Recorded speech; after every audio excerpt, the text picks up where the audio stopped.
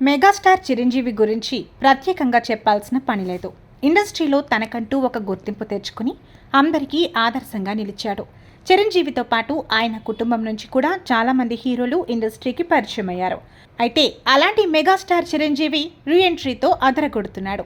ఏడాదికి 1 లేదా 2 సినిమాలు ఖచ్చితంగా చేస్తున్నారు. ప్రస్తుతం అనిల్ రావిపూడి దర్శకత్వంలో ఓ సినిమా చేస్తున్న సంగతి తెలిసిందే. ఈ సినిమానే మన శంకర వరప్రసాద్ గారు.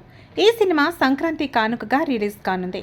అయితే ఈ సినిమా తర్వాత బాబీ దర్శకత్వంలో మరో సినిమా చేసేందుకు చిరంజీవి గ్రీన్ సిగ్నల్ ఇచ్చాడు. నవంబర్ 5వ తేదీన ఈ సినిమాకు సంబంధించిన పూజా కార్యక్రమాలు లాంఛనంగా ప్రారంభం కానున్నాయి. ఇప్పటికే బాబీ మెగాస్టార్ చిరంజీవి కాంబినేషన్లో వాల్తేరు వీరయ్య సినిమా వచ్చి బ్లాక్ బస్టర్ అందుకుంది.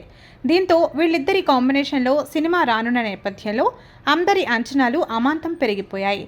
అయితే ఈ సినిమా నుంచి ఓ అదిరిపోయే అప్డేట్ వచ్చింది.